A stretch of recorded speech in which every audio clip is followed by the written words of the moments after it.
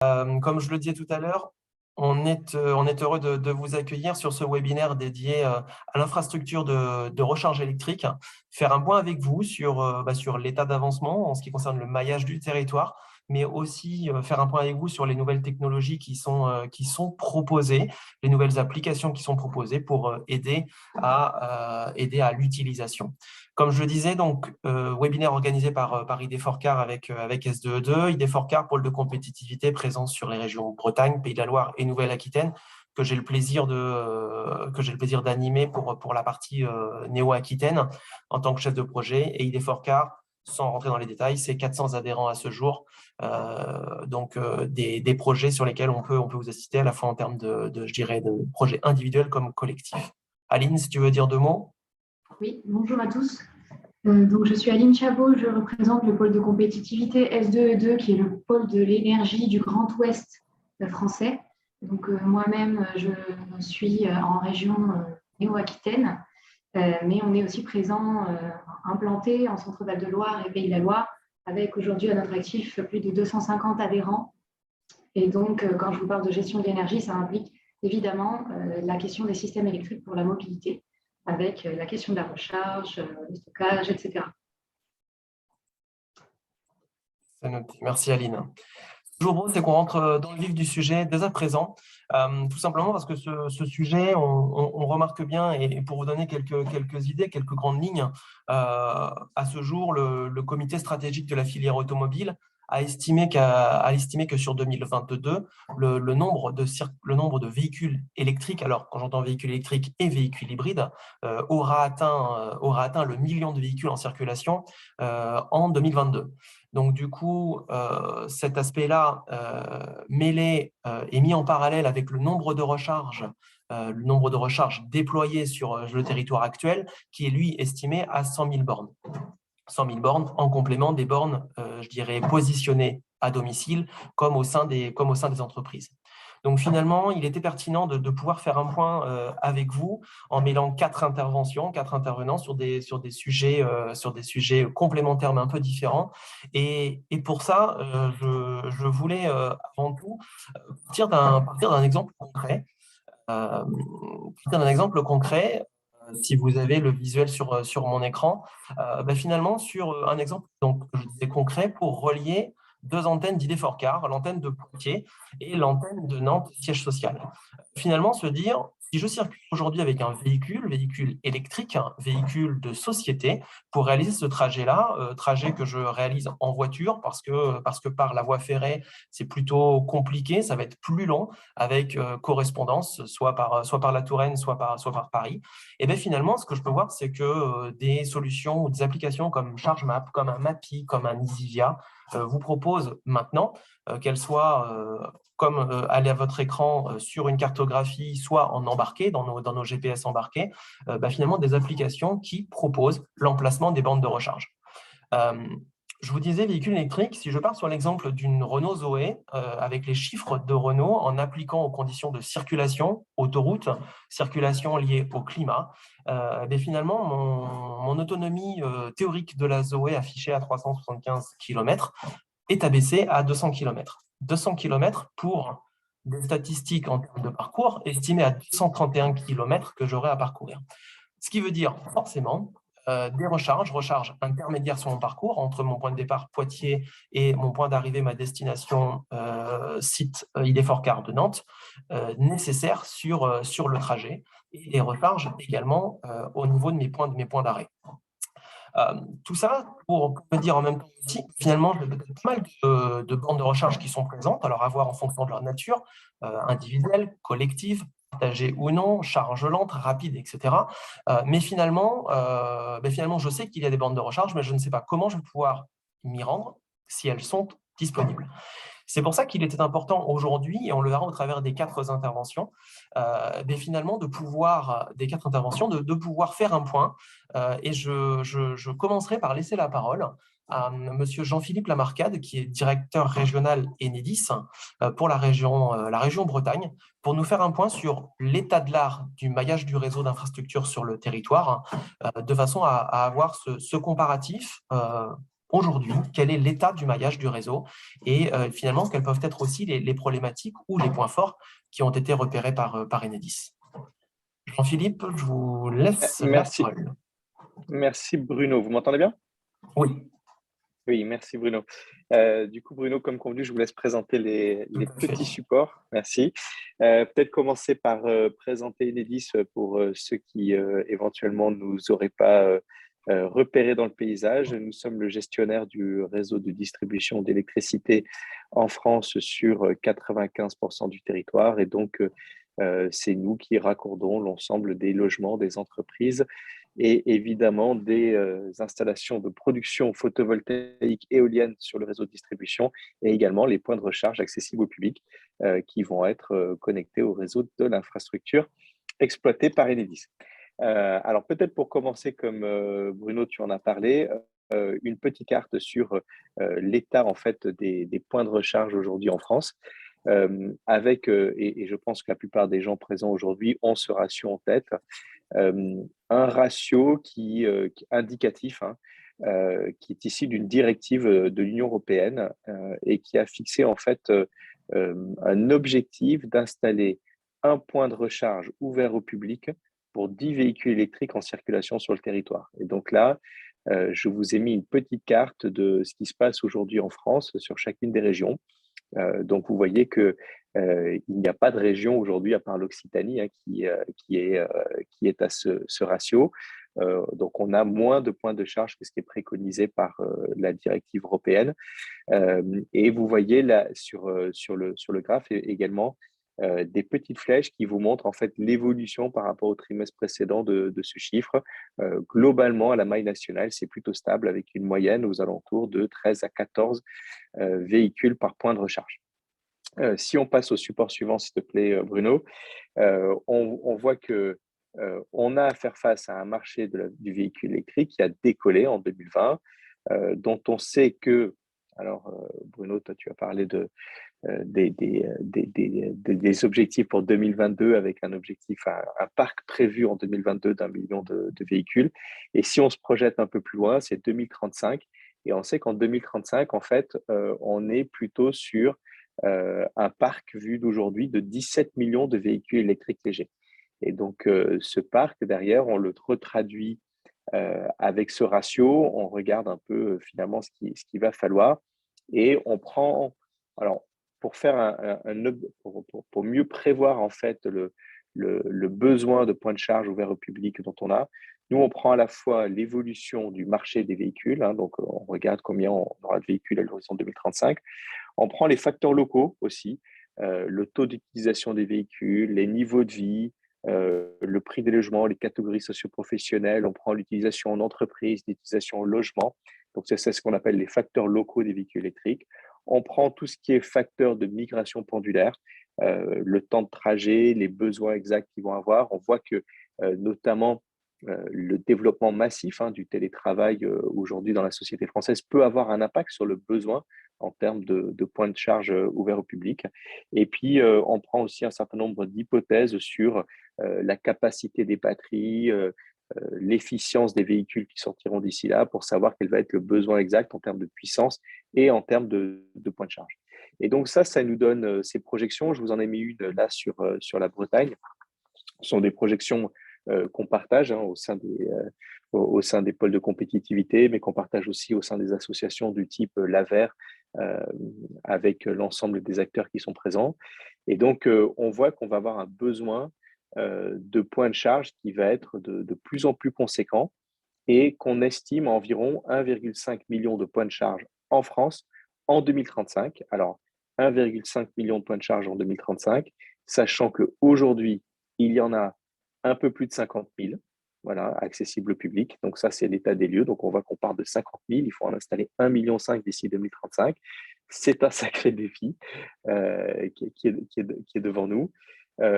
Et ça, c'est le besoin projeté, tout en sachant, et je pense que c'est important qu'on l'ait en tête, que 90% des charges de véhicules électriques se font au domicile ou en entreprise. Donc, Bruno, je ne sais pas si quand tu vas d'une antenne ID4Car à une autre, tu pars avec un véhicule qui n'est qu'au quart plein ou au demi-plein, et donc tu t'arrêtes en cours de route pour recharger. Mais en tout cas, ce qu'on constate aujourd'hui, c'est que 90% de la charge, elle se fait soit sur son lieu d'habitation, soit sur son lieu de travail pour ceux qui ont la chance d'avoir un parking équipé de bornes de recharge sur son lieu de travail, et qu'en fait, le reste de la charge, les 10%, c'est de la charge en itinérance sur de la voie rapide. Donc, je suis en déplacement, je vais faire 500 km et je sais qu'avec voilà, la capacité de ma voiture aujourd'hui, je ne peux pas faire 500 km d'un bloc et donc je vais me charger. Ou alors, c'est de la charge par opportunité. Je viens en centre-ville de Rennes, je vais au supermarché, il y a une borne de recharge accessible et je me charge, mais c'est plus de l'opportunité que du besoin réel de charge.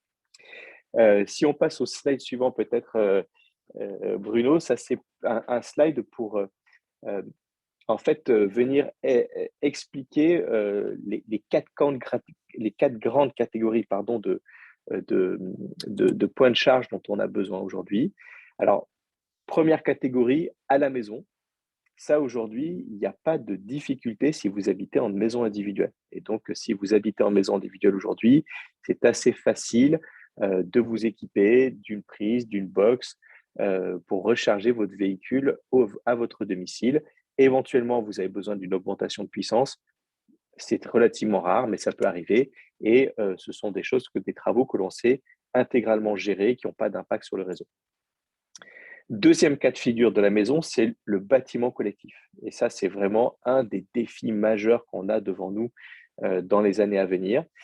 C'est une difficulté. On a une loi qui a introduit le droit à la prise dans le bâtiment collectif, puisque jusqu'à maintenant, si vous habitez dans un immeuble collectif, que vous souhaitez équiper le parking de la résidence avec une borne de recharge, soit une borne de recharge dédiée pour vous-même, soit une borne de recharge partagée avec certains colocataires.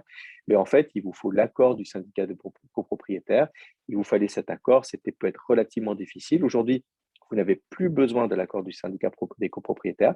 Vous avez un droit à la prise. Il n'en demeure pas moins que le coût en fait d'installation de ces bornes de recharge dans les résidences collectives peut être relativement élevé. Et donc là, on a également une deuxième législation qui vient d'être mise à disposition par nos élus, qui fait que l'installation de la borne de recharge dans la résidence collective est maintenant prise en charge partiellement par le tarif d'utilisation du réseau public d'électricité. Et donc, il y a une part de réfaction. Et donc, aujourd'hui, quand vous allez installer une borne dans une résidence collective, le coût de raccordement au réseau électrique est réfacté et donc est plus supportable pour l'ensemble du syndicat. Le deuxième espace pour les bornes de recharge, c'est celui de l'espace public. Et donc, ça, on a aujourd'hui beaucoup de schémas directeurs. Donc, chaque territoire est en train de mettre en place ces schémas directeurs d'installation de recharge en véhicule électrique. Donc, on accompagne, nous, les territoires avec un certain nombre de cabinets pour les aider à développer ces schémas directeurs.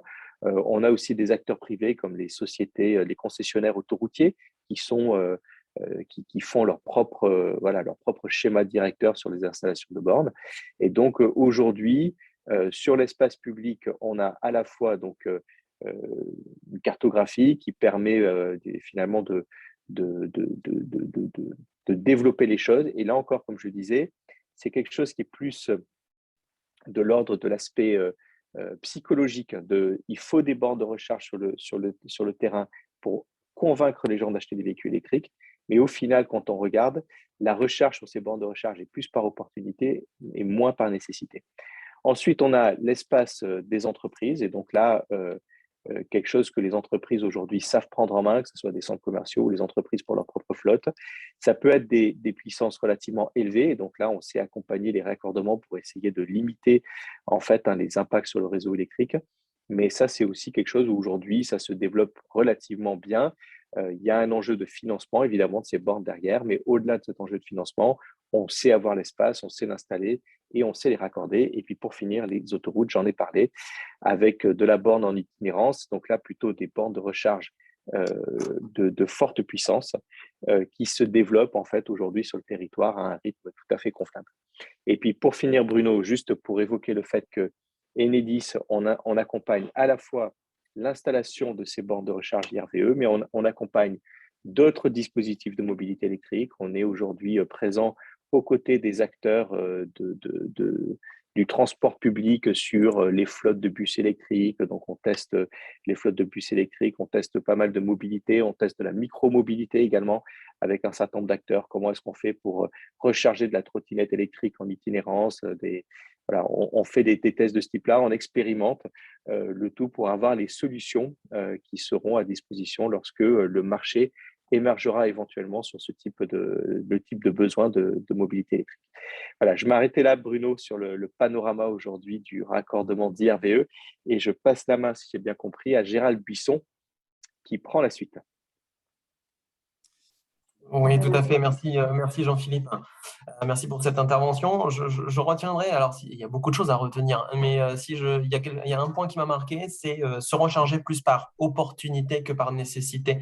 Donc c'est vrai qu'en effet, ce maillage est très important, simplement pour être rassuré en quelque sorte que mon véhicule sera toujours chargé, sera toujours, alors peut-être à tort d'ailleurs, parce que je n'ai pas forcément d'avoir un véhicule toujours chargé à 100% pour parcourir mes 10 ou 15 km quotidiens, mais en tout cas toujours être rassuré d'avoir le plein en quelque sorte de mon véhicule électrique. Si je reprends mon exemple de départ, mon trajet entre structure Idefort-Car, Poitiers-Nantes, je vous disais tout à l'heure, donc 231 km, données Renault adaptées au parcours, 200 km d'autonomie, donc forcément des recharges intermédiaires comme je le précisais. On en a parlé à l'instant avec Jean-Philippe sur le trajet, aire de repos, parking, etc. Mais aussi rechargement sur mon site d'arrivée de façon à me permettre à repartir, donc à faire mon trajet retour tranquillement et sereinement avant une autre recharge intermédiaire. Et du coup, pourquoi pas imaginer finalement une recharge, en tout cas un dispositif de recharge, des bornes mises en place par mon entreprise, donc sur le plan professionnel, et potentiellement une gestion de flotte des véhicules électriques de l'entreprise. C'est dans ce sens que je passe la parole à Gérald Buisson, chef de produit mobilité électrique chez Total Energy, qui du coup va nous exposer cette solution de recharge pour les flottes d'entreprise. Gérald, je vous laisse la parole. Merci Bruno.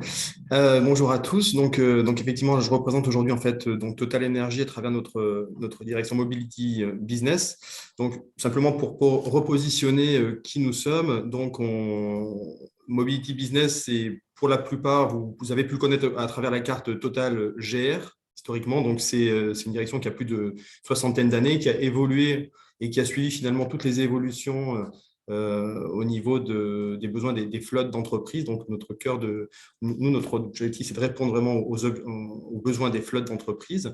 Et la mobilité électrique est venue donc tout naturellement. On a commencé à proposer des services à partir de 2018 en faisant évoluer notre carte GR à l'époque avec un nouveau service de recharge électrique qui s'additionnait à l'ensemble des services qui permettait de faire le plein de son véhicule thermique et d'autres services qu'on peut trouver en station ou sur la route avec le péage ou le parking par exemple. Donc, la mobilité électrique est devenue évidemment un véritable enjeu en fait, pour les entreprises. Il y a il y a tout un contexte qui est très favorable en fait au développement de la mobilité électrique aujourd'hui. Il y a les constructeurs tout d'abord qui, avec la norme CAF, donc il y a énormément de nouveaux véhicules qui sont proposés dans le catalogue, donc des véhicules à faible émission et donc des véhicules électriques pour la plupart. Il y a également pour les flottes à proprement parler donc des quotas. Donc dans le cadre de la loi LOM, il y a des quotas sur le renouvellement des flottes de véhicules pour verdir les flottes. Et donc, dès cette année, en fait, les flottes d'entreprises ont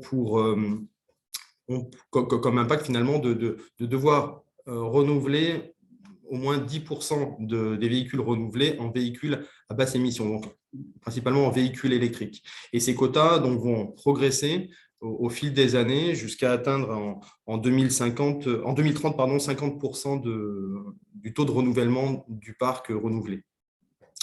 Il y a également un autre élément à prendre en compte au niveau français, ça va être le développement des ZFE, puisque en ciblant 2035, en fait, on sait qu'on aura environ 35 35 ZFE qui vont être développés partout en France. Et donc, ça va être un enjeu fort aussi d'avoir une flotte capable de rentrer finalement dans la plupart des parce que ça va concerner les agglomérations de plus de 150 000 habitants partout en France. Donc, donc c'est un enjeu très fort de pouvoir suivre cette nouvelle donnée de contexte et d'adapter la flotte des entreprises, que ce soit sur des véhicules légers ou des véhicules, des VUL ou tout type de véhicules entrant dans les villes. Donc, il y a vraiment un contexte qui est très, très favorable. Mais ça veut dire aussi que pour les entreprises, c'est un nouvel enjeu parce que c'est des nouveaux usages pour les salariés, ce sont des nouveaux besoins également pour le gestionnaire de flotte, pour l'entreprise. Et donc, c'est une véritable révolution en fait, qui s'annonce et il y a besoin effectivement d'un accompagnement. Je trouve qu'il y a beaucoup, là j'ai essayé de matérialiser, on va dire, l'ensemble des points d'attention sur cette évolution. Et je pense que le point d'entrée, c'est vraiment la notion de conseil, d'accompagnement, parce que encore une fois, ce sont des nouveaux usages. Jean-Philippe en a parlé sur la route. On ne recharge pas son véhicule électrique comme on rechargeait hier un véhicule thermique en allant dans une station de carburant qu'on a localisée facilement, qui est proche. Là, ce sont des nouveaux usages au domicile, en entreprise, en itinérance, effectivement. Et pour implanter des infrastructures de recharge, ça veut dire que voilà, il va falloir dimensionner l'infrastructure de recharge, avoir la bonne infrastructure de recharge qui correspond à son véritable besoin. Donc, la notion de conseil est importante dans ce sens où il est très, très important de bien comprendre dans une entreprise quels sont déjà les véhicules qui vont être les plus pertinents pour transformer dans un premier temps en électrique. On ne prendra peut-être pas forcément les véhicules qui roulent 300 ou 400 km tous les jours, mais peut-être plus des véhicules qui rouleront suffisamment pour amortir, on va dire, le coût du véhicule, mais qui peuvent recharger soit en entreprise, soit au domicile relativement facilement. Parce que je suis tout à fait d'accord avec ce que disait Jean-Philippe. Pour nous, on a également la même vision, c'est dans 90% des recharges se font soit à domicile, soit en entreprise, et la recharge en itinérance reste véritablement une recharge d'opportunité sur un long parcours, et on a besoin de faire un stop pour arriver à destination, ou sur une opportunité locale, parce qu'il y a une bande qui se présente. Mais au-delà des complications que ça peut représenter de recharger, pour quelqu'un qui voudrait recharger fréquemment en itinérance, il y a également une notion de maîtrise de ses coûts qui est à prendre en compte parce que le coût de la recharge au domicile ou en entreprise est également beaucoup plus faible, bien entendu, qu'en itinérance. Donc, c'est également un élément à prendre en compte. Alors, donc nous, notre cœur d'offre, entre guillemets, et historique, c'est d'accompagner les gestionnaires de flotte dans le suivi de leur TCO, donc à travers notre carte fleet.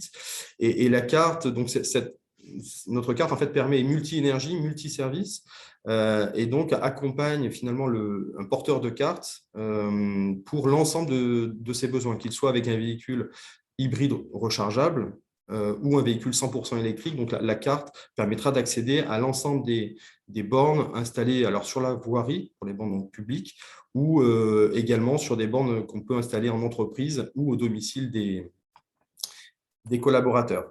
Donc voilà, j'y viens. Et donc,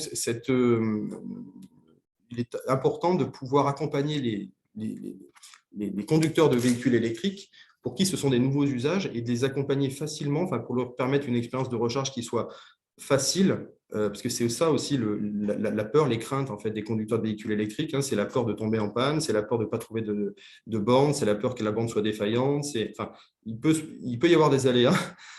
Et donc, l'objectif, c'est vraiment d'accompagner pour minimiser tous ces risques-là et d'offrir effectivement une solution de recharge accessible, facile à mettre en place, que ce soit principalement en entreprise ou au domicile des salariés.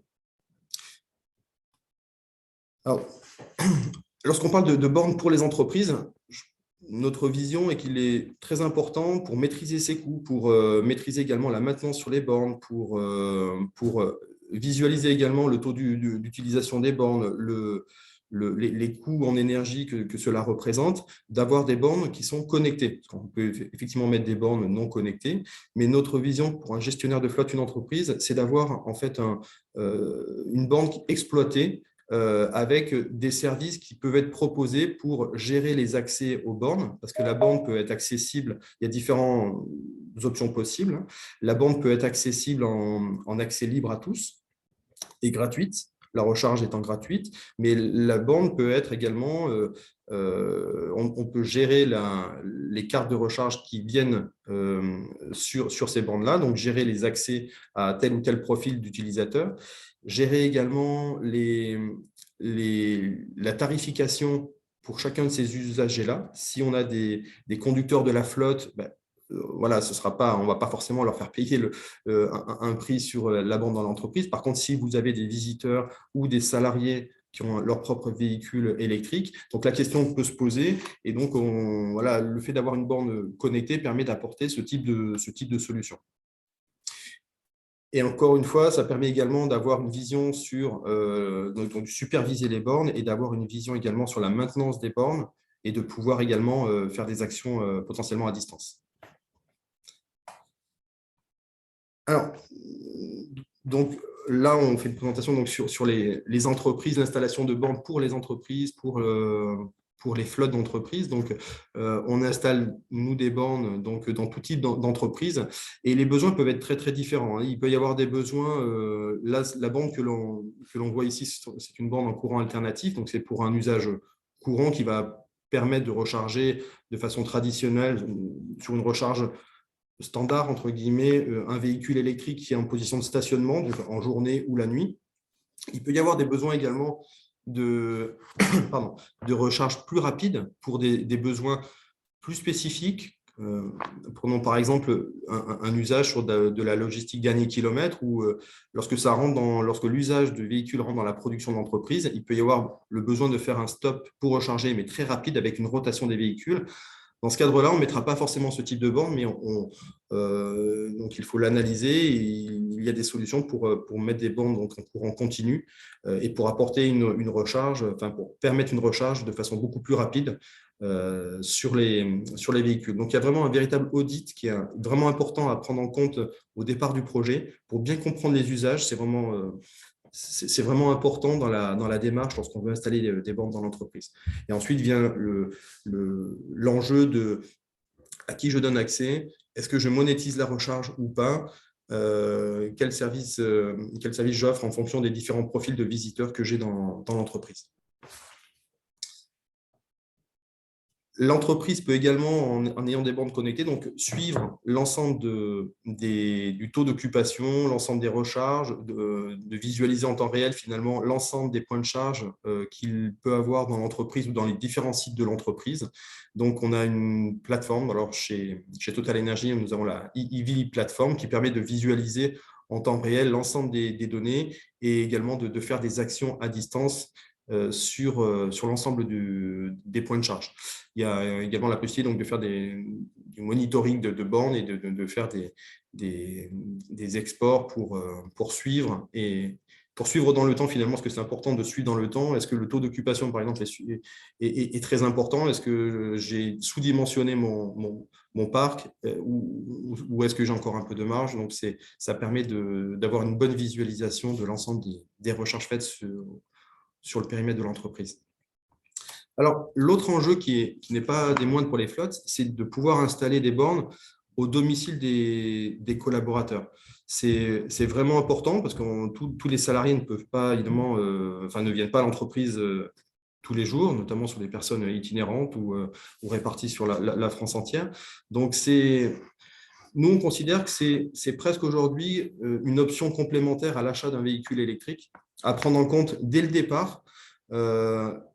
Souvent, on peut avoir tendance à dire on va équiper notre flotte d'un véhicule électrique sans forcément penser à qui peut recharger à son domicile en amont. Je pense que c'est un bon conseil de prévoir en amont, au moment de l'achat du véhicule, d'avoir déjà en tête dans la liste des conducteurs des véhicules qui peut recharger à domicile. Il y a des gens qui vont… On sait qu'en copropriété, Jean-Philippe en a parlé, c'est un peu plus compliqué aujourd'hui qu'en maison individuelle, même si les solutions existent et vont être de plus en plus faciles quand même à mettre en place, et elles existent, hein, mais ça prend un peu plus de temps, on va dire. Mais malgré tout, c'est important de savoir qui déjà peut recharger, parce qu'il y a des gens qui ne pourront pas matériellement parce qu'il n'y a pas une place de parking devant leur domicile, tout simplement. Donc c'est peut-être pas la peine pour ces gens-là d'acheter un véhicule électrique si on sait qu'il ne peut pas recharger chez lui et qu'il ne viendra pas en entreprise. Donc, c'est des réflexions à avoir bien en amont. Et ensuite, c'est un véritable projet pour l'entreprise dès lors qu'on a un certain nombre de conducteurs à équiper. Donc, ça va vouloir dire d'aller faire installer donc, une borne au domicile, donc avec les travaux d'installation, la préparation de ces travaux et également la prise en compte des frais occasionnés par les recharges au domicile. Puisqu'évidemment, le véhicule rechargeant dans le domicile du salarié, c'est sur son tableau électrique qu'on va se connecter. Et tout l'enjeu va être de dédommager le salarié des recharges électriques faites à son domicile. Donc, on a différents outils aujourd'hui qui nous permettent d'accompagner les flottes tout d'abord dans la préparation de l'installation de la borne, qui est une phase clé. Donc, avec un outil qui s'appelle EV Home Installation chez nous et qui permet pour le gestionnaire de flotte déjà de préparer l'ensemble de la liste des salariés concernés par l'installation d'une borne et les inviter à rentrer en contact avec nos conseillers techniques pour préparer la phase d'installation de la borne, c'est-à-dire faire une visite à distance avec la préparation des éléments, où va être la borne, de le conseiller également dans le choix justement de l'emplacement, de vérifier les conditions d'installation électrique du tableau électrique jusqu'à la borne et de préparer le chiffrage finalement de l'installation pour permettre une installation clé en main, j'ai envie de dire, pour le salarié. La deuxième étape va être de suivre les recharges professionnelles du conducteur de manière à pouvoir le dédommager des recharges professionnelles faites à son domicile. Donc pour cela, nous utilisons en fait toujours la carte Fleet, ex-carte GR, pour recharger sur la borne qui est connectée au domicile du conducteur, de manière à pouvoir relever les recharges professionnelles faites sur la même borne. On va occulter toutes les recharges personnelles s'il avait un véhicule personnel. Il a une autre carte pour ça. Donc, l'entreprise ne verra pas ses recharges personnelles, mais va pouvoir par contre suivre l'ensemble des recharges professionnelles de manière à ce que son salarié soit dédommagé automatiquement tous les mois et l'entreprise refacturée en parallèle du même montant. Donc, on remplace un peu la note de frais, mais de façon automatique et transparente pour l'entreprise.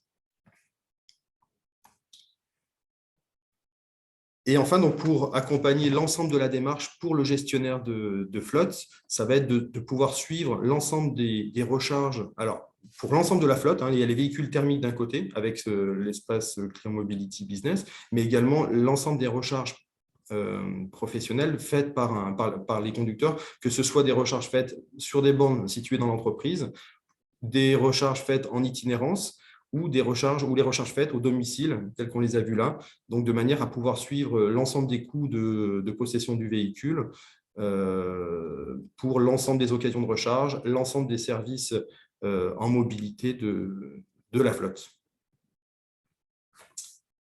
Voilà. Et j'en ai fini pour ma présentation. Merci Gérald. Merci Gérald pour où on avance. Ouais, merci Gérald pour votre présentation. Mais c'est pas plus mal parce qu'on a du coup quand même une dizaine de questions qui sont arrivées, qui sont réparties pour l'instant de façon d'ordre général. Comme le précisait Aline dans le chat, c'est vrai qu'en effet, n'hésitez pas à poser vos questions et puis on les reportera de façon synthétique dans le deuxième temps d'échange. Certaines sont très ciblées par rapport à l'activité Total Energy, d'autres sont beaucoup plus d'ordre macro, avec des questions aussi sur les primes à devenir notamment. Donc, écoutez, vous avez la chance, Jean-Philippe et Gérald, d'être passés, de pouvoir potasser les questions et les réponses pour cette deuxième phase de questions. Ce que je vous propose maintenant, donc Gérald, on a pu voir en effet avec le réseau Total Energy, le réseau, le maillage, des bornes de recharge, cette possibilité de pouvoir gérer via une plateforme professionnelle la consommation de ces véhicules électriques, de pouvoir la gérer à la fois sur des aires, je dirais, publiques intégrées au réseau Total Énergie, mais aussi au sein de son domicile pour les collaborateurs. Il y a une question d'ailleurs sur ce sujet, de pouvoir le gérer également sur son infrastructure, sur son bâtiment professionnel. Tout ça via une carte. Donc, cette possibilité via une carte, via un badge. Alors, il y a une chose qui me fait sourire quand je peux voir ça sur certains calculateurs d'itinéraire qui utilisent le badge, et du coup, vous le dites peut-être aussi chez Total Energy, souvent la mention, surtout n'oubliez pas votre badge de recharge, elle est précisée pratiquement partout sur le calculateur d'itinéraire. Ça, c'est une chose, on vient de le voir par votre intervention, Gérald.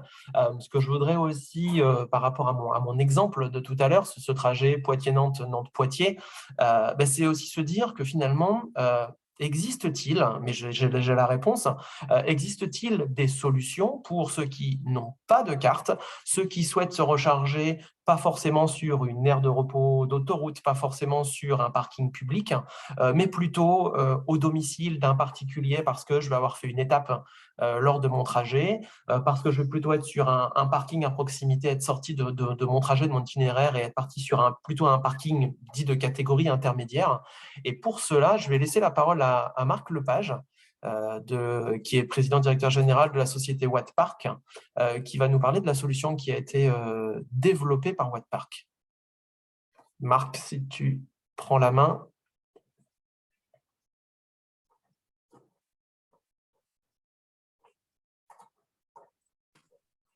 Voilà, bonjour à tous. Vous m'entendez? Oui, Marc, c'est bon. Est-ce que tu peux passer en plein écran, s'il te plaît? Je pense que ça va arriver dans 2 secondes. Voilà. C'est parfait, merci. Donc, désolé, la présentation est en anglais, puisqu'en fait, la grande majorité des démarches qu'on a réalisées étaient aux États-Unis. Et donc, Wattpark est une start-up, donc rien à voir avec la taille des deux personnes qui sont passées avant. Donc, pour présenter globalement Wattpark, c'est un concept qui est né du fait que j'ai eu personnellement une expérience du véhicule électrique depuis 10 ans. Et d'ailleurs, elle a démarré à l'époque où j'ai rencontré Bruno Boucher, d'ailleurs, par la même occasion. Donc, Wattpark, c'est un concept intégral, c'est-à-dire que c'est tout un écosystème. Alors, évidemment, jusqu'à présent et jusqu'à encore l'année dernière, on était un concept marginal, puisque on a créé à la fois en fait le processus, on a déposé tous les brevets, on a créé un écosystème qui permet de réserver sa borne, de la partager et de la monétiser. Donc, on a été catégorisé comme étant le Airbnb de la borne de charge par la presse. Et en l'occurrence, j'ai créé cette société en 2017, on a investi 3 millions d'euros et actuellement, on est principalement soutenu par des privés. Donc, récemment, nous avons, on a maintenant un peu plus pignon sur rue parce que notre processus a été on va dire, adoubé par des grands groupes. Et donc, j'y viendrai à la fin. Donc, Wattpark, aux États-Unis, c'est assez simple, hein, parce que les Américains ils aiment bien parler d'argent. C'est faites de l'argent avec votre borne, en fait.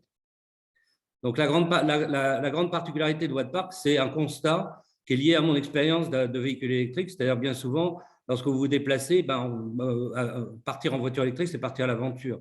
Même si vous avez ChargeMap, rien ne vous dit que la borne ne sera pas occupée par un véhicule thermique ou par quelqu'un qui est en train de se charger, qui est parti au restaurant et qui, même s'il est chargé, de toute façon, le pistolet se déconnecte, mais il n'empêche que vous ne pouvez pas vous mettre votre voiture au-dessus, donc ça veut dire que ça ne vous sert à rien. Donc ça, c'est le premier constat. Et le deuxième constat, c'est que lorsque c'est la charge rapide, on le voit en fait sur les parkings autoroutiers actuellement, il y a une multitude de places qui sont prêtes pour les gens qui vont attendre. Et charger une voiture électrique prend au moins, actuellement ça a quand même bien évolué, mais au moins une bonne demi-heure avec les véhicules qui sont en 800 volts.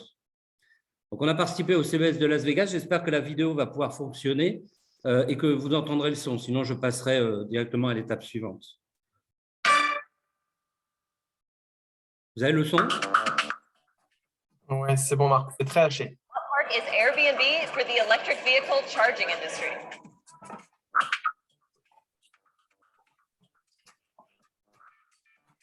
Park is an electric vehicle charging station that you can buy, use for your car, and also rent out to other people. Watt Park can be installed basically anywhere, in your home, at a business, anywhere that it's legal and you have access to some power.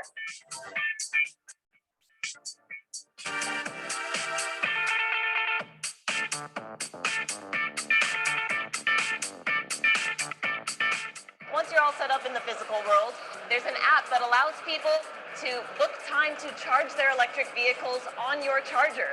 So you can charge a fee or you can make it free, up to you, but there's potential to draw a profit here.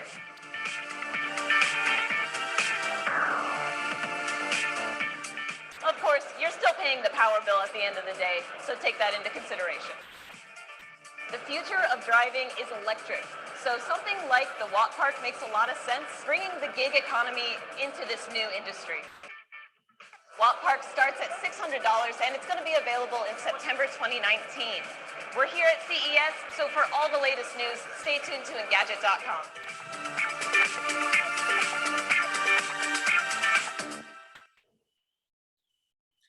Je crois que la journaliste parle encore mieux de moi du produit. Donc, le constat qu'on avait fait, mais c'est date de 2017, c'est que 80% du marché est détenu par de la recharge et la charge à la maison ou au travail, mais et l'utilisation des superchargeurs est principalement utilisée sur les autoroutes. Donc, moi, personnellement, depuis plus de 10 ans, je dois vous avouer que c'est simplement sur les grands déplacements que je me charge en superchargeur. Sinon, une simple prise en 3,7 kW suffit très largement, quel que soit le type de véhicule, puisque j'ai eu quasiment tous les types de véhicules qui existent sur le marché. Donc, cette étude, qui est une projection à l'origine, a été consolidée par le BCG lors de la demande de Macron pour ses 100 000 bornes. Donc, on est bien sur un marché de 80% qui concerne le moins de 32 ampères et 20% qui concerne la supercharge. Donc, nous fabriquons tout l'écosystème, j'y reviendrai parce qu'il y a fondamentalement une très grosse différence par rapport à tout ce qui a été dit jusqu'à présent. C'est-à-dire que nous n'avons pas nécessité de carte, nous utilisons votre téléphone portable et en plus de ça, nous utilisons un principe de réservation. C'est-à-dire soit la réservation immédiate, c'est ce que tous les utilisateurs de véhicules électriques connaissent actuellement, c'est-à-dire vous vous pointez devant la borne et vous pouvez y accéder avec votre badge. Mais nous, dans notre système, si vous voulez, la borne peut être préservée en ligne. Et par contre, après, une fois que vous avez réservé en ligne, vous avez une clé électronique qui a été downloadée dans votre téléphone. Et à partir de là, même si vous êtes au 7e sous-sol ou si vous êtes dans zone blanche, le système fonctionnera et vous permettra d'accéder à la borne.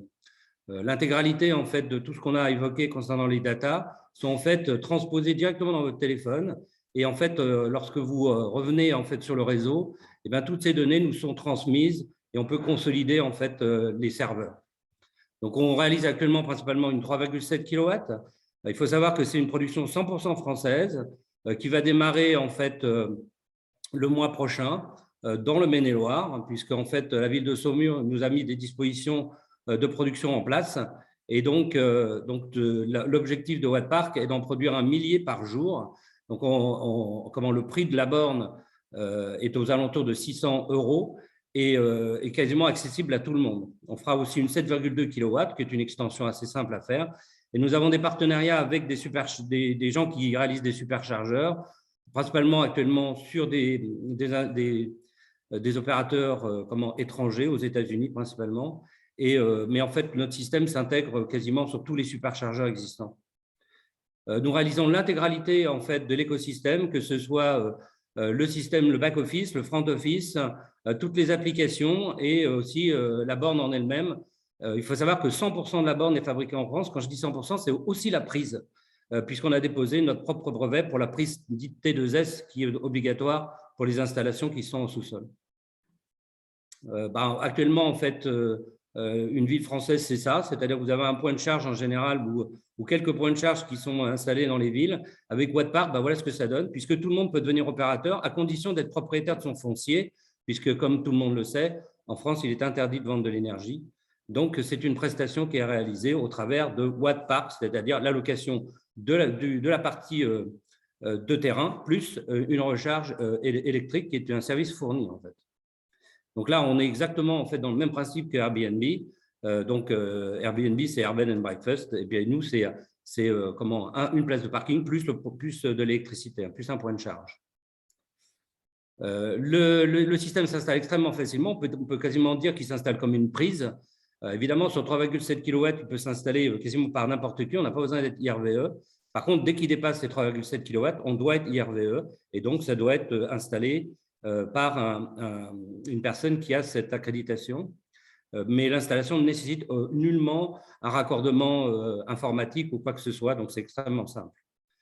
Bon, pour les États-Unis, mais aussi pour la France, en fait, il faut savoir que tout a été décliné de manière customisable, parce que là, on parle de la voiture électrique un petit peu comme si c'était une grande découverte. Enfin, ça fait quand même bien maintenant quelques années que ça existe.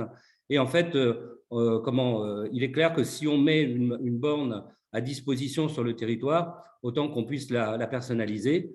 Beaucoup de questions ont tourné autour du fait que, étant donné qu'on dit que la place peut être réservable, comment on peut bloquer la borne? Bon, la borne peut piloter un système de blocage de la place de parking avec un système comme on voit sur la photo. Mais il faut savoir que dans la grande majorité, ce sont des espaces d'ordre privé. Donc, vous imaginez bien quelqu'un qui vient chez vous, sachant que quand il vient chez vous, vous avez un push sur votre téléphone.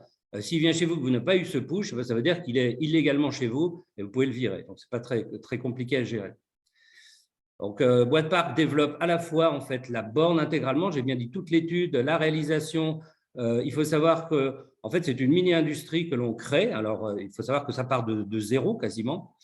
Mais en fait, actuellement, on est à peu près une dizaine de producteurs qui se sont réunis pour réaliser l'intégralité de ce produit. L'application, elle est gratuite. Vous pouvez d'ailleurs la charger sur votre portable. Pour l'instant, vous n'y trouverez pas énormément de bornes puisque il nous fallait une unité de production pour pouvoir produire. Là, actuellement, nous en fabriquons 1 millier, mais ça peut être considéré que comme un POC parce qu'il faut savoir que tout a été basé sur le fait d'en faire 1 millier par jour. Et donc, derrière, nous avons des sociétés comme Séguéla Technologies qui nous aident à construire en fait notre outil de production. Le principe de fonctionnement est exactement identique au Airbnb, c'est-à-dire que nous gérons l'intégralité en fait de la borne en elle-même. Le prix qui est fixé pour la location de la borne, c'est le propriétaire qui le fixe. Et nous prélevons 10% sur toutes les transactions, peu importe le prix qu'il a appliqué. Donc, la politique de l'entreprise, ça est de se développer en France avec uniquement des produits français, enfin français et un peu allemands, puisqu'en fait, la prise comporte des contacts, les contacts sont faits en Allemagne, et parce qu'il n'y a pas de producteur en France. Pour ce qui est du reste, on a une activité qui est une activité de coopération aux États-Unis et au Canada. On a des accords avec le gouvernement canadien. Et actuellement, pour dire un petit peu où on en est dans ce projet-là, il faut savoir qu'on a, on a cette patente Solar Impulse, mais on a aussi obtenu quelque chose qui est très important et qui va pointer son nez dans l'avenir, c'est l'ICNC 21. Donc, c'est un projet de développement et d'extension de l'OCPP, c'est-à-dire la façon dont les bornes vont être gérées au travers de l'Europe. Et ça, on a un programme de partenariat avec une société allemande qui s'appelle Object, qui est supportée par les constructeurs allemands principalement. Mais nous avons aussi obtenu récemment un prix sur la Software République. Et la Software République, c'est un regroupement autour de Renault qui comporte donc 6 sociétés. C'est Thales, Dassault, Orange, Atos et ST Microelectronics. Et donc, nous avons remporté ce prix. Il faut savoir que ça ouvre des voies de coopération avec ce constructeur, mais pas que. Ce constructeur déploiera lui-même ses propres bornes et nous déploierons les nôtres. Mais évidemment, il y a forcément une coopération qui s'installe dans ce genre de choses. L'idée, c'est que lorsqu'on a une voiture électrique, quand on arrive dans un village, aller chasser la borne, c'est quelque chose qui me semble tellement personnellement ridicule. À partir du moment où les bornes pourraient être accessibles à tout le monde, eh bien, si je vais voir un sous-traitant, même si la société d'à côté a un dispositif Boîte Park, je pourrais m'y connecter ça donne une ouverture, une praticité en tout cas très importante, et ça permet aussi d'avoir un modèle économique qui est rentable. Actuellement, ce modèle-là existe déjà pour Tesla au travers du réseau Best Western. Donc, peut-être avez-vous déjà utilisé leur proposition, c'est que vous louez une place de parking Et puis, pour 10 €, vous avez une borne à 24 kW pour uniquement pour l'instant une Tesla, et donc vous pouvez vous recharger. Bon, globalement, étant donné que la puissance de la charge, c'est à peu près une consommation de l'ordre de 3 € à peu près d'électricité, le restant de la marge pour l'hôtel. Donc, il y a un modèle économique qui est très vertueux et qui en fait rend les déplacements hyper pratiques parce qu'il n'y a pas besoin de s'arrêter à un endroit spécialement. Et le moins pratique étant surtout en ville. Sur autoroute, c'est une obligation d'avoir des superchargeurs, c'est évident. Mais pour tout ce qui est du reste, je dois vous avouer qu'en 10 ans, je ne me suis jamais chargé sur une borne de ville. Et pourtant, il y en a. Mais souvent, il y a des problèmes dessus. Ensuite de ça, c'est très cher. Et la voiture électrique a un immense intérêt à partir du moment où on charge chez soi. Mais ça a été déjà dit tout à l'heure. Voilà, s'il y a des questions, j'ai fini ma présentation. Ouais, merci Marc, merci pour cette présentation. Alors en effet, il y a quelques questions, je te laisse en prendre connaissance pour y répondre tout à l'heure, notamment sur l'appli Wattpark. Moi, ce que je retiendrai, alors en effet, on a vu la notion de carte nécessaire juste avant avec Gérald de Buisson. Là, cette fois-ci, sur ta présentation, la possibilité d'intervenir sans carte, mais plutôt sur un secteur, je dirais, privatif, particulier, voire de parking intermédiaire. Cette possibilité, et pour reprendre les termes de Jean-Philippe tout à l'heure, on passe cette fois-ci plus de l'opportunité à la sécurité, à de la sérénité en réservant sa borne grâce à la solution Wattpark. Donc voilà, tout est fait vraiment pour assurer à ce que l'utilisateur du véhicule électrique, alors on a parlé beaucoup de voitures jusqu'à présent, soit tranquille, soit sécurisé, tranquillisé par rapport à sa borne de recharge. Je ne dévoilerai pas de confidentialité en disant, et tu ne l'as pas cité Marc, mais en disant que vous allez ouvrir une usine de fabrication pour atteindre les objectifs que tu citais dans le Maine-et-Loire, tout proche de Saumur. Donc les choses avancent bien, avancent vite par rapport à toute cette partie fabrication, mais aussi développement de l'application. Oui, j'en profite pour dire qu'en fait, nous avons recherché pratiquement pendant 1 an et demi en fait, le fait de pouvoir financer une implantation. Lorsqu'on est une start-up, c'est très compliqué en fait de financer à la fois toute la recherche-développement, à la fois en fait la masse salariale et évidemment un toit pour accueillir une unité de production, financer une unité de production. Bon, actuellement, nous venons de déposer depuis hier en fait le financement qu'a ouvert l'État, première usine. Donc, on est actuellement complètement éligible. Ça ne change rien pour l'instant, c'est toujours financé par nous-mêmes, mais il n'empêche que j'en profite, s'il y a des gens du Maine-et-Loire, pour remercier le territoire du Maine-et-Loire pour cette opportunité qu'ils nous ont donnée. Il faut savoir que ce n'est pas une usine qui va être ouverte, mais actuellement 3. Il va y avoir 2 autres de nos sous-traitants, qui sont d'ailleurs dans d'autres départements, qui ont pris des options en fait, pour se mettre autour de nous, pour que la production nominale qui est recherchée, je vous le rappelle, 1 millier de bornes par jour, ce qui est énorme, en fait, puisse se réaliser sur ce territoire. C'est la création à peu près au total, pour nous de notre côté, c'est 180 emplois. Et si ces 2 usines voient le jour comme prévu, les 2 usines complémentaires, principalement de la plasturgie et de l'assemblage, c'est autour de 200-250 emplois. Noté. Merci pour ces précisions, Marc. Je pense qu'on a été complet sur le domaine de l'automobile électrique.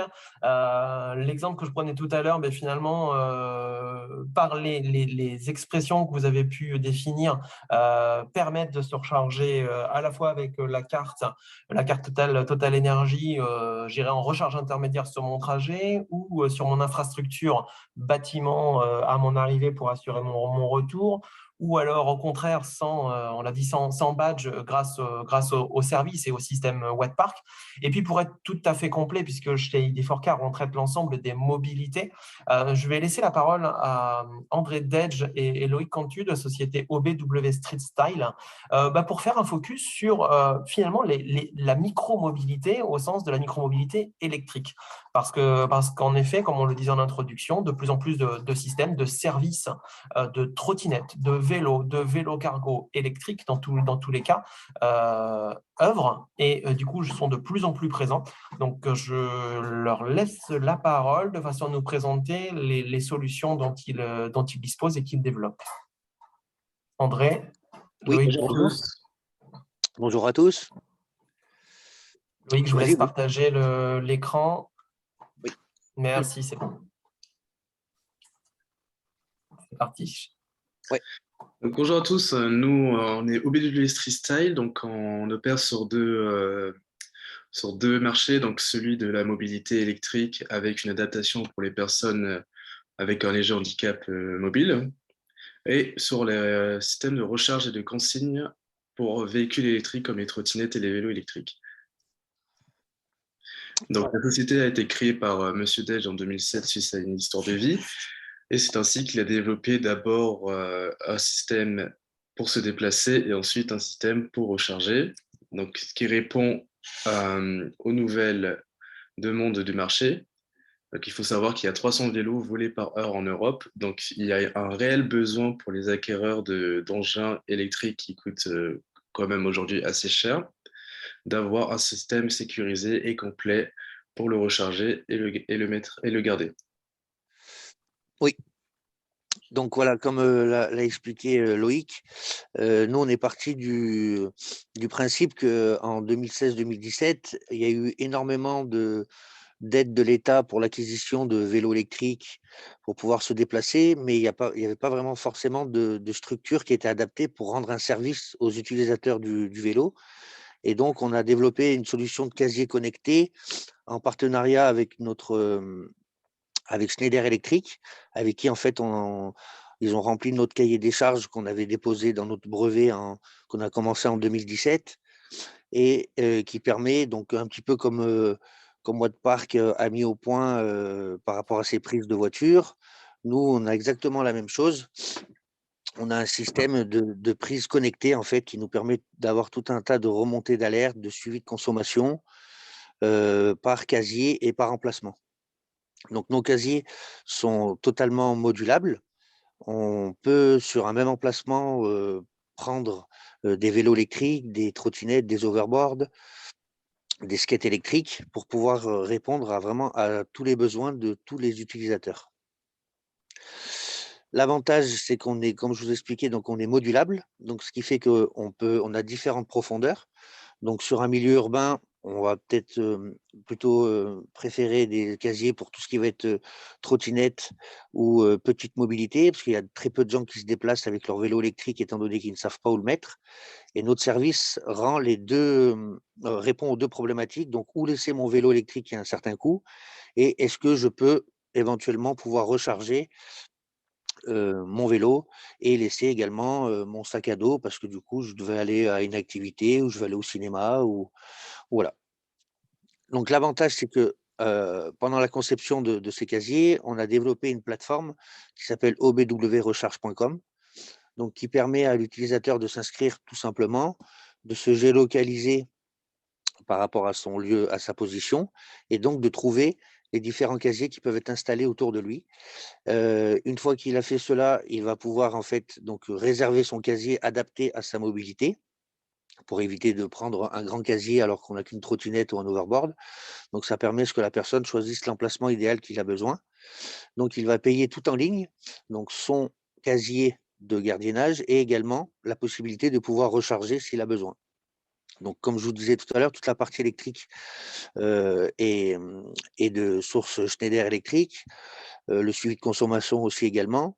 Et on a décidé de travailler avec eux car ça nous permet d'avoir un suivi vraiment sur tout le territoire national et également de pouvoir sous-traiter avec des intervenants dans chaque territoire qui sont habilités Schneider et qui donc peuvent intervenir assez rapidement. On a une plateforme de gestion aussi des casiers à distance, donc ce qui nous permet de pouvoir répondre à une problématique si, disons, pour X raison, un client fait son code retour pour récupérer sa mobilité et qu'il y a un souci au niveau du réseau, des choses comme ça. On a une assistance téléphonique de 8h30 du matin jusqu'à 22h pour que la personne puisse en fait nous téléphoner et que nous puissions donc géolocaliser où elle a laissé sa mobilité et pouvoir lui déclencher l'ouverture de sa porte à distance pour éviter qu'il se retrouve pénalisé et ne pas pouvoir récupérer sa propre mobilité. On a une solution également pour laquelle on a été labellisé par Solar Impulse par rapport à notre solution autonome. Donc, on peut installer notre solution de casier connecté sur n'importe quel emplacement ayant bien sûr une grande luminosité pour pouvoir acquérir un maximum d'énergie par les panneaux solaires, car on a un système de panneaux photovoltaïques, d'onduleurs et de batteries de stockage qui reviennent elles-mêmes distribuées sur chaque prise quand la personne aura besoin de recharger son vélo. Donc, on est sur de la charge lente pour chaque prise. On a préféré garder uniquement ce taux de charge plutôt que mettre une option de charge rapide pour éviter que, surtout sur des installations autonomes, eh ben, en fait, les premiers utilisateurs prennent toute l'énergie stockée dans les batteries, ce qui fait que ça permet d'avoir vraiment que tout le monde puisse bénéficier du même service. Donc pareil, le système de notre plateforme permet à l'utilisateur, on parle d'un exemple d'un cyclotouriste qui peut partir d'Allemagne et qui a prévu de faire toutes ses vacances en vélo sur notre territoire et dont dans le Maine-et-Loire sur la Loire à vélo, un exemple, bah, ça va lui permettre en amont, au départ de chez lui, de pouvoir réserver, si vous voulez, sur chaque emplacement qui sera géolocalisé, son casier, en sachant qu'en général, un cyclotouriste fait à peu près entre 40 et 50 km. Ça va lui permettre en fait de pouvoir faire toutes ces balades sans aucun problème et en se disant, bah voilà, je sais que de toute façon, j'ai réservé mon casier, donc j'aurai mon casier et également, je pourrai recharger mon vélo tout en allant ou aller au restaurant ou visiter des lieux touristiques ou dormir dans un hébergement qui sera à côté. Parce que du coup, notre solution rend service à l'utilisateur, mais aussi dégage de certaines pas obligations, mais services, des fois qui peuvent être contraignants par un manque de place ou un manque de prise pour les hébergeurs. Et ce qui fait que le cyclotouriste peut vraiment partir où il veut en toute tranquillité. Donc, on a également, pendant le confinement, pu travailler avec une start-up qui est DTS, où avec la problématique du Covid, eh ben, on a imaginé et donc mis en connexion des lampes à rayonnement UVC qui vont permettre en fait à ce qu'une fois que la personne va déposer sa mobilité, en fait, le déclenchement de la lampe va faire une action de désinfection de la mobilité sans interaction avec tout ce qui va être la batterie ou des choses comme ça, mais également sur la partie écran d'accessibilité au casier. Donc, une fois que la personne s'est inscrite et donc a reçu son code pour pouvoir ouvrir son casier, une fois que la personne aura fait ce code, en fait, il va y avoir une désinfection par rayonnement UVC sur l'écran et qui va permettre à ce que la personne d'après qui va passer ne puisse pas être contaminée par que ce soit le Covid ou d'autres bactéries, bien sûr, parce qu'il n'y a pas que le Covid qui peuvent se transmettre par le toucher. On a donc du coup un service et des services de maintenance et de résolution de problèmes. Donc, chaque casier est équipé d'un routeur avec sa propre carte SIM. Comme je vous disais tout à l'heure, on répond téléphoniquement à toutes les personnes. Donc, on a mis des horaires minimales, mais voilà, on est assez extensible là-dessus. C'est moi principalement qui m'occupe de répondre à tout cela. Comme je vous disais, on travaille avec Schneider pour pouvoir permettre une intervention très rapide sur chaque territoire, pour au cas où s'il y a une problématique qu'on ne pourrait pas résoudre à distance ou qu'il y a une défaillance, étant donné que c'est sur l'électronique, on n'est jamais à l'abri d'un potentiel souci. Sur l'installation qu'on a sur Angers depuis fin 2019, donc on n'a pas été très chanceux parce qu'on a pu s'installer que fin 2019 et on a eu le Covid qui a démarré. Mais depuis qu'on a eu des utilisations, on n'a pas eu de problème réel technique qui a empêché l'accessibilité à nos casiers ou des choses comme ça. On a juste eu, là, avec le décalage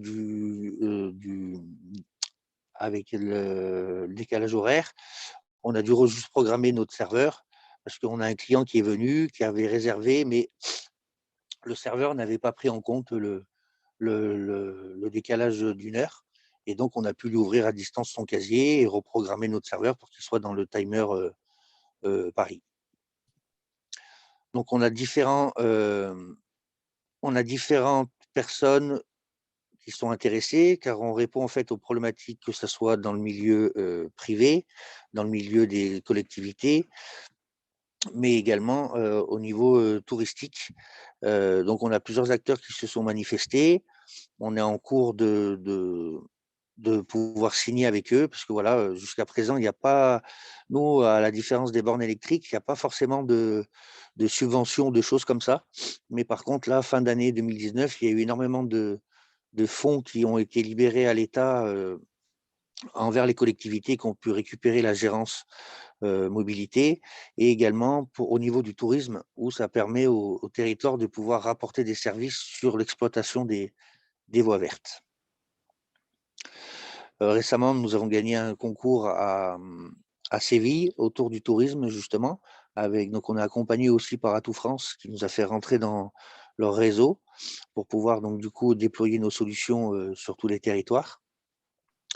Et également, comme je vous disais tout à l'heure, on a été labellisé Solar in Plus dans les 1000 solutions qui peuvent donc du coup servir au monde pour avoir des possibilités de circuler de la mobilité douce. Voilà. Merci André, merci Luc. Merci Loïc, pardon, pour cette présentation qui traite justement donc sur l'aspect cyclomobilité, s'assurer qu'on puisse avoir le temps de sa gare de vélo, sa gare de trottinette, finalement la recharge qui va avec et pouvoir faire le trajet retour comme il se doit. Je vous propose, merci à tous les quatre, je vous propose qu'on passe à ce temps de questions. Les questions se sont accumulées. J'avoue, il y en a pas mal. On va dédier les 20 dernières minutes qui nous restent à pouvoir y répondre. Vous êtes tous les uns les autres sollicités par rapport aux différentes questions, avec certaines qui sont plutôt d'ordre macro. Voilà. Donc, on passe à présent à ce temps-là. Ce que je vous propose aussi, c'est que pour l'ensemble des participants, vous allez avoir aussi quelques questions qui vont vous être posées. On va profiter de ce temps pour vous les poser. Un petit questionnaire sur à la fois l'intérêt de ce webinaire, les interventions, mais aussi des projets que vous pourriez avoir par rapport à ce sujet, voire d'autres projets. Donc, n'hésitez pas à y répondre. Vous avez ce sondage en temps réel qui est lancé à l'écran. Aline, je te propose de passer aux questions, si tu as pu synthétiser toutes les questions qui sont passées. Oui, j'ai essayé. Alors, certaines sont très ciblées, évidemment. On en a quelques-unes qui portent sur la recharge résidentielle, donc qui s'adressent plutôt à Jean-Philippe, il me semble. Pourriez-vous revenir sur la recharge dans l'habitat collectif, le droit à la prise en pratique, comment se passe la procédure? On me demande aussi quelle part de recharge se fait à domicile et quel est le coût d'une installation en résidence collective. Je vous laisse voir peut-être Gérald Buisson. Jean-Philippe ou les uns les autres, selon ce que vous… Alors, du coup, ça fait pas mal de questions. Je vais revenir sur le droit à la prise. Alors, le droit à la prise. Jusqu'à l'adoption de la loi, en fait, comme tous travaux dans une copropriété, je suis propriétaire d'un appartement, il me fallait obtenir l'accord du syndicat des copropriétaires pour faire les travaux. Le droit à la prise, en fait, permet de s'affranchir de cet accord du syndicat des copropriétaires. Et donc, je peux imposer au syndicat des copropriétaires de faire les travaux. Alors, c'est facile à dire. Pour tous ceux qui ont été copropriétaires, je vous laisse imaginer les débats lors de la réunion des syndics avec tout ce que ça peut entraîner comme tension. Quand moi, Jean-Philippe, je viens et puis je vous dis à vous 30 que comme j'ai acheté un véhicule électrique, je fais jouer mon droit aux travaux et que je vais en faire enclencher des travaux dont une partie sera à la charge de la copropriété. Donc, j'imagine des débats intéressants en vue en syndicat des copropriétaires, mais en tout cas, voilà, il y a ce déblocage qui est fait. Et ensuite, on a aujourd'hui, alors on a un catalogue que vous pouvez aller consulter sur le site d'Enedis, qui est un catalogue des solutions pour installer des bornes de recharge dans un immeuble collectif. Il faut savoir que il y a environ une quarantaine de solutions possibles. Je vais vous donner les 2 solutions les plus fréquentes. Première solution, la copropriété finance un réseau dans le garage et ensuite chaque copropriétaire installe une borne dans son box. Donc ça, c'est la première solution.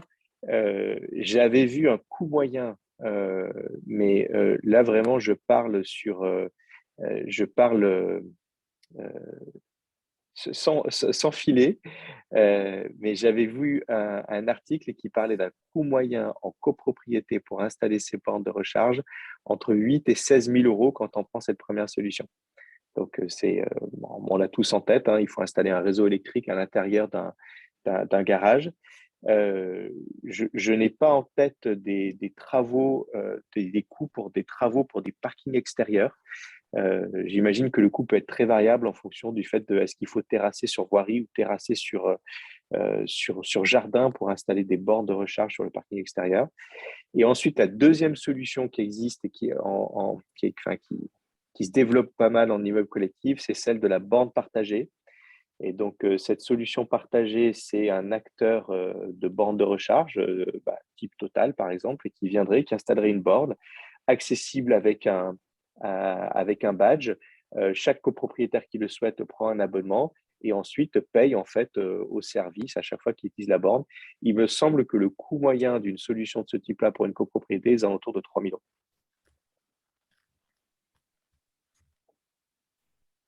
Je ne sais pas si Merci ça a Jean-Philippe pour répondu. cette réponse. Je sais pas si ça a répondu à tout le monde, mais voilà. Ouais. Merci. Bon, on va passer. Ça n'a pas Aline, je te propose répondu. qu'on passe peut-être à d'autres questions. Ouais. Tout à fait. Donc, j'ai quelques questions pour Total Energy. Donc, Gérald, on nous demande si les bornes utilisées sont conçues par Total Energy ou par des partenaires. Et enfin, concernant la recharge en entreprise, on vous demande de parler un peu de la prime Advenir, quid de la prime Advenir. Et certes, la recharge est gratuite pour les collaborateurs, mais quid de l'URSSAF? Ok. Alors, tout d'abord, sur les bornes sont conçues par Total Energy, effectivement. On a une ligne métier sur les bandes de recharge électriques et la conception est Total Energy et les bornes sont assemblées également en France. Sur les bornes, je parle des bornes de courant alternatif, hein. Donc 7 ou 22 kW. Pour les bornes au courant continu, on fait appel à des fournisseurs tiers, pour être transparent. La question ensuite, c'était sur la prime Advenir pour l'installation de bornes en entreprise. Alors, la prime Advenir, ce sont effectivement des aides. C'est vrai que je n'en ai pas parlé tout à l'heure. Ce sont des aides qui favorisent le développement d'installations de bornes en entreprise, en univers professionnel. Donc, il y a des montants de primes qui vont être variables en fonction de la localisation de la borne, si on est en entreprise ou en établissement qui reçoit du public, par exemple, et également de la puissance des bornes. Alors, si on reste de façon très classique, si c'est pour installer des bornes sur un parking d'entreprise, sur un usage traditionnel, on a une prime aujourd'hui qui couvre 20% des frais d'installation électrique de la borne plus la fourniture de la borne et c'est plafonné donc à 600 € par point de charge. C'est-à-dire qu'une borne peut avoir 2 points de charge, par exemple, si elle alimente 2 places de parking, ça sera donc 600 x 2. Et si on met 10 points de charge dans l'entreprise, donc ça sera 600 x 10, donc plafonné à 20%, enfin c'est 20% donc, du montant total de l'investissement. Et la dernière question, je crois que c'était sur l'avantage en nature dans le cadre d'une installation faite au domicile d'un salarié. Donc, en fait, à date, donc, il n'y a pas de… l'avantage en nature est à 0, puisqu'il n'est pas à prendre en compte dans ce cadre-là. Merci Gérald. Une dernière question sur les EMS. Est-ce que les bornes disposent d'un EMS, Energy Management System, qui permettent d'adapter la vitesse de charge en fonction de la disponibilité du réseau? D'ailleurs, si tu me permets, Aline, on avait à peu près ce même type de question aussi pour BW sur la partie EMS de mémoire. Donc, si vous pouviez, du coup, Gérald, puis André. En fait, on installe effectivement, donc nos bornes sont pilotées. Donc, on a un outil grâce à notre plateforme Alibi Platform. En fait, on arrive donc à gérer l'énergie en dynamique également sur une infrastructure. Donc, c'est des paramétrages à faire au départ. Mais effectivement, soit on peut plafonner l'énergie, enfin la puissance de la borne en fonction des capacités de l'infrastructure, soit effectivement, on adapte en temps réel de façon dynamique sur l'infrastructure globale, effectivement. Mais c'est des choses à prévoir bien en amont et des paramétrages spécifiques à faire. Et au BW de votre côté? Alors, nous, sur nos systèmes de batterie, alors j'ai répondu, mais je pensais que c'était la question par rapport à la mobilité électrique et par rapport à l'EMS sur nos batteries. Donc, j'ai répondu que nous, oui, on travaille avec une société française qui nous permet de recycler, reconditionner nos batteries. Mais sinon, comme je vous disais tout à l'heure, on a décidé, nous, de faire d'une charge uniforme pour tout le monde. Donc, c'est une charge basique pour chaque prise, en fait, et chaque utilisateur qui va venir se connecter avec son chargeur. Pour éviter justement que dans les solutions autonomes, pour éviter que l'utilisateur ait le choix de prendre la charge rapide et que ça vienne décharger d'un coup trop rapidement les batteries de stockage qui auront emmagasiné l'énergie des panneaux. Merci. Alors, quelques questions sur l'interopérabilité des systèmes et en lien également avec les smart grids. Si nous voulons faire de la supervision de bornes multifournisseurs, les systèmes sont-ils interopérables, systèmes de supervision et bornes? Et y a-t-il des interfaces ouvertes pour consulter, superviser les bornes? Et enfin, une question sur les IRVE. Le cas d'une personne qui a un IRVE de 7 kW chez elle, rechargeant exclusivement en tarif de nuit, pourra-t-elle bientôt récupérer des kilowatts de sa Zoé vers la maison quand elle n'a pas besoin de la voiture? Donc, il s'adresse plutôt Total Energy et Enedis. Alors, sur l'interopérabilité des bornes, effectivement, les bornes sont interopérables. Dans la voie publique, en fait, les bornes de recharge publique sont interopérables. Interopérables vis-à-vis, donc, ça veut dire que différentes cartes de recharge peuvent recharger sur les bornes exploitées par un exploitant. Ensuite, il y a la reprise de cette exploitation. Si j'ai bien compris la question, hein, c'est la reprise également de l'exploitation de cette borne-là. Elle peut se faire, c'est plus ou moins compliqué pour nous de le faire en fonction de certains types de bornes. Donc, de notre expérience, en fait, on arrive à le faire facilement sur certaines marques, certains types de bornes, de façon un peu plus compliquée sur certains modèles de bornes. Donc, sur cette partie-là, c'est assez variable. La solution la plus simple pour nous, évidemment, c'est d'installer nos propres solutions pour les mettre. Mais la reprise est effectivement possible. Après, il y avait une question, je pense, sur le véhicule to grid, hein, en maison individuelle. J'avais noté. Donc, aujourd'hui, nous ne proposons pas chez Total Energy, pour l'instant, en tout cas, ce type de solution. Jean-Philippe aura peut-être des choses à nous dire. Ouais, si tu veux, Bruno, je peux compléter en fait. Alors, avec la Zoé, c'est sûr que non. En fait, il faut déjà que le véhicule sache faire. Aujourd'hui, à ma connaissance, il y a 2 véhicules qui savent faire. Il doit y avoir la Toyota, excusez-moi du modèle, je ne suis pas sûr, et une Nissan également qui sait faire. Donc, il faut déjà que le véhicule sache le faire. On a des expérimentations qui ont démarré et donc on a quelques expérimentations en cours. Il y a des startups qui se sont créées sur ce domaine. L'idée, c'est plus que de décharger pour la maison, c'est vraiment d'agglomérer ça et de l'agréger sur des puissances qui pourront ensuite être valorisées sur le marché de l'énergie. Et donc aujourd'hui, pour être un acteur un peu conséquent sur le marché de l'énergie, il faudrait agglomérer environ 50 à 100 000 véhicules pour que ça ait un impact sur le réseau électrique. Donc, c'est plutôt des choses un peu prospectives, mais en tout cas, il y a des acteurs qui travaillent dessus et je ne doute pas que d'ici 5 à 10 ans, ça sera une réalité du marché. J'ai vu passer des commentaires, mais en fait, du coup, je ne peux pas lire les commentaires en même temps que je regarde la vidéo. Il y a des commentaires notamment du LNE, il y a un lien, on laissera les participants aller voir. Aline, peut-être encore une ou deux questions. Avant de les entamer, je vous rappelle simplement le forum des mobilités en transition organisé par ID4Car. On y traite notamment les transitions sur l'automobile électrique, forum qui se tient le 3 mai à Rennes. Je vous remets, pour ceux qui ne l'avaient pas vu en tout début, finalement le lien pour vous informer et vous inscrire. N'hésitez pas, il y a encore quelques places. Aline, si tu as quelques questions, une ou deux encore pour terminer. On a visiblement des préoccupations sur le coût des bornes collectives. On demande à Enedis de confirmer que le coût moyen d'une borne collective, 3 000 € est beaucoup moins élevé que celui d'une borne individuelle qui peut aller entre 8 000 et 16 000. Non, en fait, alors du coup, merci de la question parce que du coup, ça veut dire que je me suis mal exprimé. Si on installe une seule borne partagée dans un parking collectif, c'est environ 3 000 euros. Si on veut faire une installation qui permet d'installer des bornes dans tous les box du parking collectif, ça sera entre 8 et 16 000 euros. Au total. Au total. Voilà. Il y avait des questions, je me souviens, sur l'interopérabilité, alors notamment du système de l'application Wattpark, avec, je dirais, une communauté beaucoup plus large sur l'ensemble des bornes, l'ensemble des fournisseurs, des fabricants. Marc, tu as un commentaire? Oui, je l'évoquais tout à l'heure concernant l'interopérabilité. Donc, c'est une particularité Wattpark.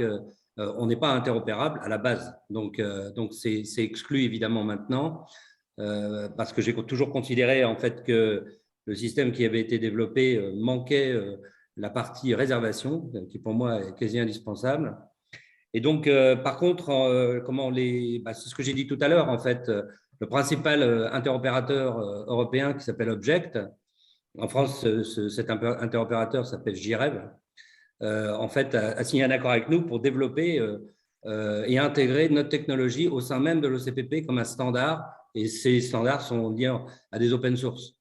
Donc, c'est actuellement en cours et ça va permettre, en fait, lorsque ce sera développé, il faut savoir que c'est un programme qui est soutenu par le gouvernement, eh bien, ça va permettre, en fait, à des personnes, lorsqu'il y a une rupture, en fait, de la liaison réseau, parce que s'il y a dans les éléments connectés, lorsqu'il y a une rupture, eh ben, en fait, vous ne distribuez pas d'électricité. Et en l'occurrence, avec Wattpark, ça reste possible. Voilà. Et l'intégralité des variations sur le réseau, elles aussi sont des paramètres qui sont portés en fait par le mobile, parce qu'on a en fait des plages de régulation sur à peu près 24 heures. Et donc, ça ne change strictement rien en fait à la récupération de ces informations qui sont, dans certains cas d'ailleurs, obligatoires pour ce qui est de la prime à venir, notamment pour la consommation. Voilà, donc, à la base, nous ne sommes pas interopérables. J'ai vu aussi une question concernant est-ce qu'on va développer une borne de 22 kW? Oui, parce que c'est une borne en triphasé et c'est totalement faisable. Et ça fait partie, mais ce n'est pas une priorité non plus. Et concernant après le V2G, c'est-à-dire le fait de pouvoir justement échanger l'énergie en bidirectionnel avec un véhicule, c'est quelque chose sur lequel on travaille avec une société de coopération française qui s'appelle Watt & Well, qui est basée à Saclay. Mais ce n'est pas nous, qui allons développer cette partie-là. Elle est déjà développée par ces gens-là. Et l'idée, c'est de réintégrer. Alors, on a exactement la même chose aux États-Unis avec une société qui s'appelle Clipper Creek, qui est basée à Sacramento. Et donc, ce sont des choses possibles, mais ce n'est pas des voies dans lesquelles nous irons en tant que fabricants. Ça sera plutôt un programme de coopération.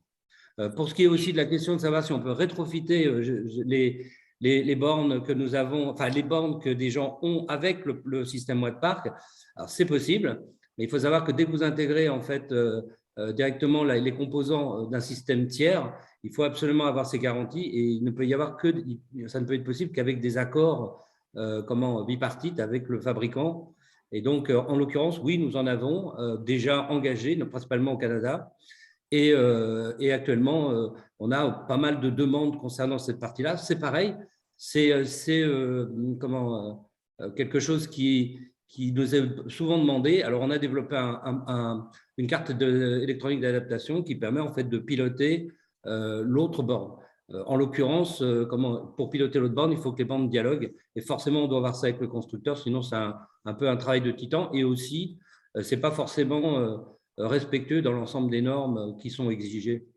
Et la dernière question aussi que j'ai vue nous concernant, il faut savoir que principalement avec la Software République, nous travaillons donc sur la partie 1518. Bon, la 1518, c'est ce qu'on appelle le plug and charge, qui actuellement fait beaucoup couler d'encre pour la partie automobile, qui permet de gérer aussi les flottes et donc de savoir quel est le véhicule qui est en train de se charger, puisque c'est le véhicule qui donne son identité. Ensuite de ça, le système Wattpark fonctionnera aussi en plug and charge, même en offline. Et donc, ça, ce sont des projets qui sont en cours et qui ont déjà démarré avec les différents partenaires que j'ai cités tout à l'heure. Merci Marc. Bon, je vois qu'on a encore quelques questions. Ce que je vous propose notamment sur les coûts, ce que je vous propose, c'est qu'à chaque intervenant, vous puissiez peut-être partager vos brochures de façon à ce que la réponse, notamment sur cette thématique-là, soit répondue. Je vois qu'il est 10h29. Merci à tous. On était plus d'une cinquantaine, tous connectés pour ce webinaire. Merci avant tout aux intervenants, à vous quatre. Merci aux participants d'avoir été aussi actifs en termes de questions. Elles ont été très nombreuses. Merci à vous. N'hésitez pas à consulter, revoir via le replay le webinaire du jour. Merci Aline pour ta participation et puis Simon côté des Forecars qu'on n'a pas vu, qu'on n'a pas entendu, mais il y a des gens dans l'ombre pour la technique. Donc merci à vous tous. N'hésitez pas à nous retrouver. Je vous reformule le forum mobilité en transition présent le 3 mai à Rennes, organisé par ID4Car. Vous avez le lien dans le chat. Merci à vous. Très bonne journée à vous tous. Et puis, écoutez, je vous dis à très bientôt pour un nouveau webinaire ou un nouvel événement ID4Car. Merci. Au revoir. Merci à toi, Bruno. Merci, au revoir. Au revoir, merci.